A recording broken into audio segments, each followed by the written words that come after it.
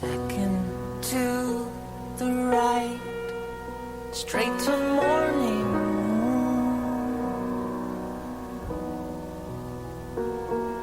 Second to the right, and straight to morning.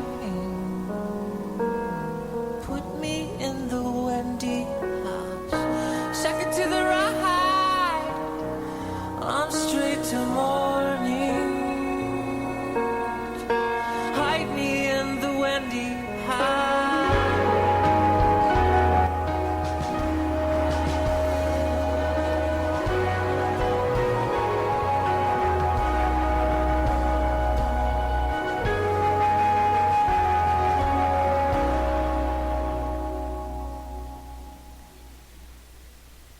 Good morning, everybody. This is quite an early start to our day. I'm gonna have a cup of coffee and just chat with you for a little while.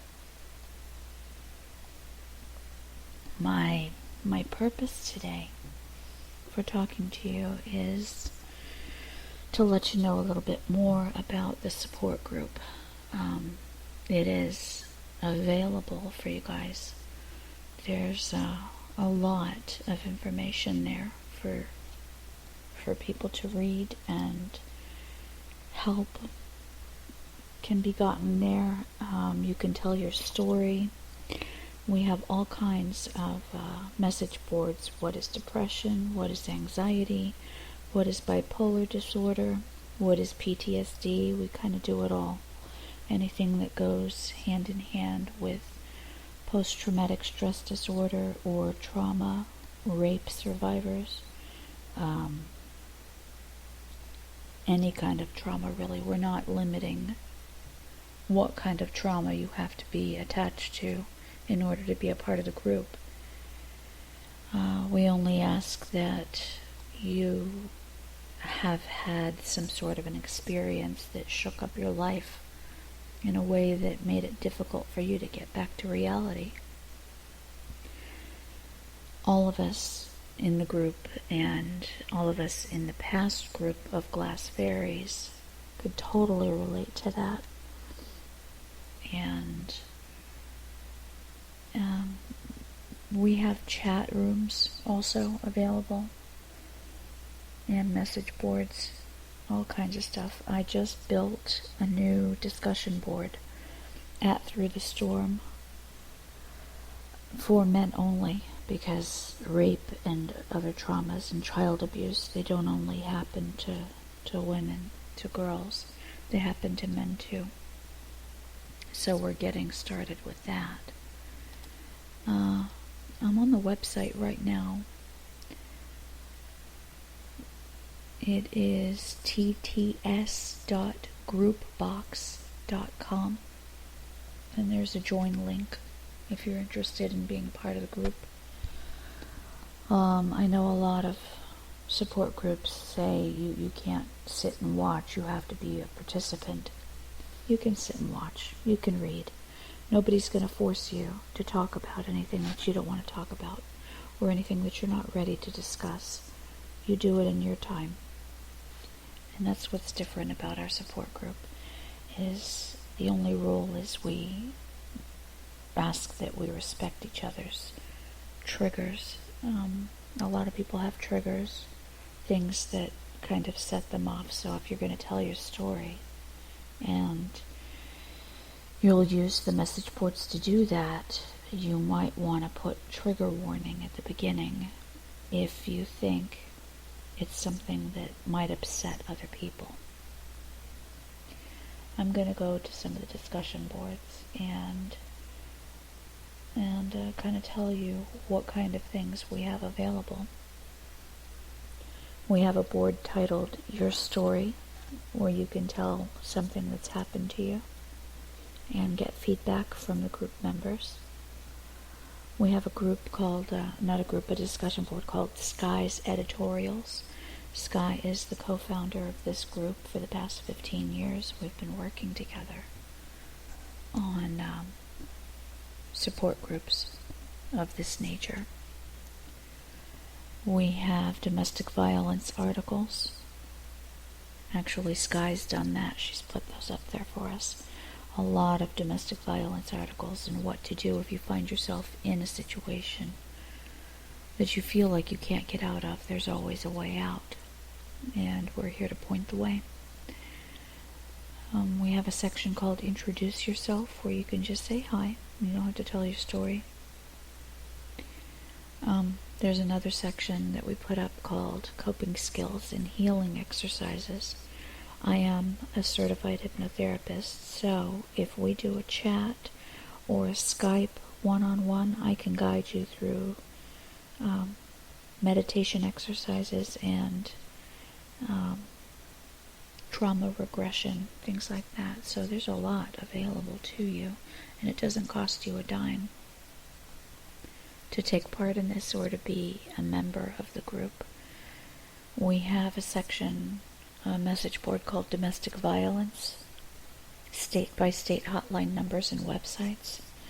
We have DSMV definitions, which is, I think I talked about that on the last episode, Diagnostic and Statistical Manual for Psychiatric Disorders.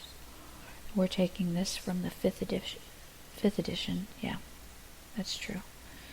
We have another news article discussion. Sometimes some articles will be in the news.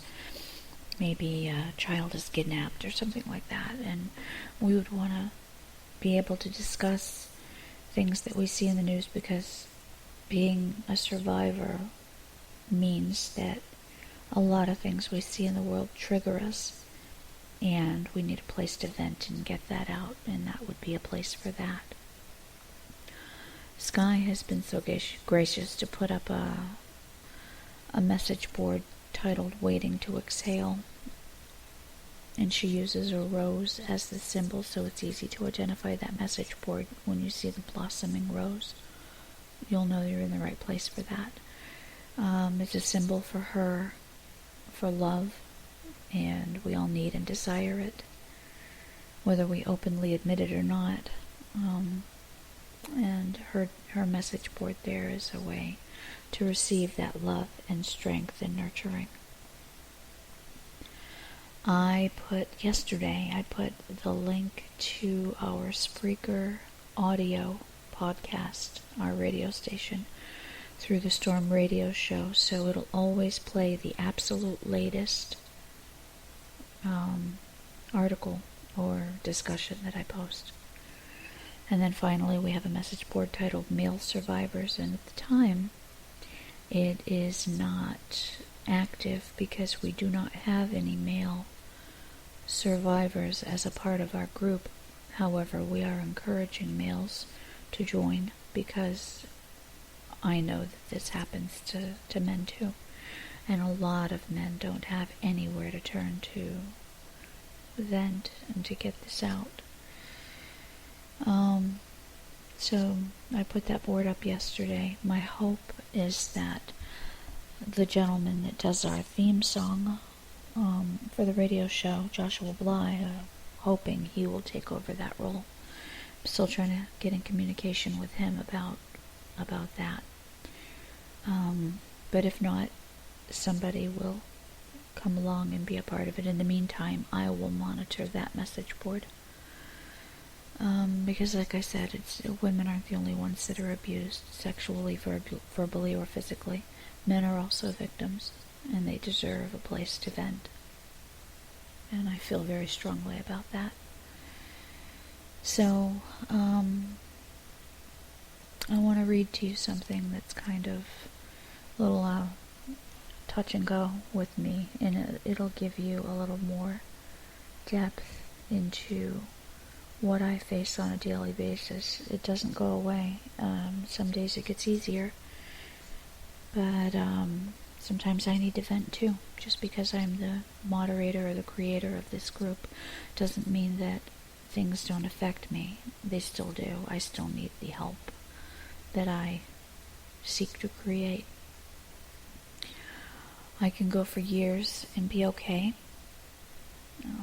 Live in the moment, follow my dreams, but every once in a while, and for no particular reason, my history comes back to haunt me. It smacks me repeatedly in the face until I go numb to this world and find myself in limbo, just running on autopilot. Sometimes it gets turbulent in my head. I find myself thinking thoughts sane people don't think. But who's to say exactly what sane is? Sanity is an illusion, just as control is an illusion. It would be nice if I could control what I think. Excuse me, I am reading without glasses again. But that's just insane. For years I lived under the crushing thumb of the whims and desires of others. Family can be the worst. The ones who are supposed to protect you and comfort you when you are hurt oftentimes are the perpetrators of the evil I had to endure. I'm forced to relive it as flashbacks daily. Sometimes I can't shake it off, other days it gets the best of me. Why can't you just get over it? Just put it out of your mind and move on. These are the words of well-meaning people in my life. But they are people who never experienced even a smallest fraction of what I had to endure. If I explained all of the things I had to live through in the order that they happened, you would come to believe one of two things. Number one, the tales are so horrific that I'm sure you would accuse me of imagining it all.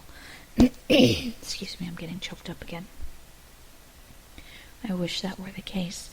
I wish many times for it to just be the musings of a rambunctious mind. But even Stephen King himself couldn't dream up the horrors I faced. Truth is stranger than fiction. I definitely believe that. Or option 2, you would shake your head, jaw dropped to the floor, amazed anyone could come through the other side alive, and not a serial killer. We will touch on this in just a moment. The damage has been done. I have fought my whole life to undo the damage, but it's a part of me. Like scars you can't see on the outside, I spent years in a therapist chair, being only half believed by people trained to help people like me. I spent years on psychotropic drugs that were supposed to make it better. It made it worse. I spent several stints in a psychiatric ward, only being released when I promised I was getting better or getting over it. I came very close once to electroshock treatments. I got out of it by pretending I was all better. I spent hours, even days, strapped to a metal bed frame with a very thin mattress in a psychiatric ward. They claimed it was for my own protection, just added to the forced horrors. How I could love to just forget all of it and be done with it, to move on with my life. But to do that would erase my entire childhood. Not that it would be entirely bad, except there are a few good memories I'd like to keep.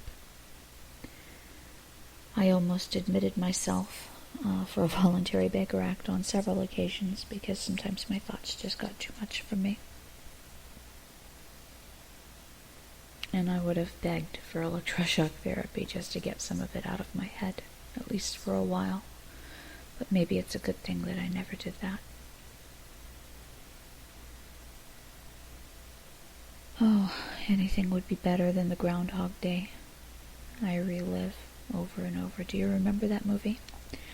The actor had to relive the same day over and over until he got it right.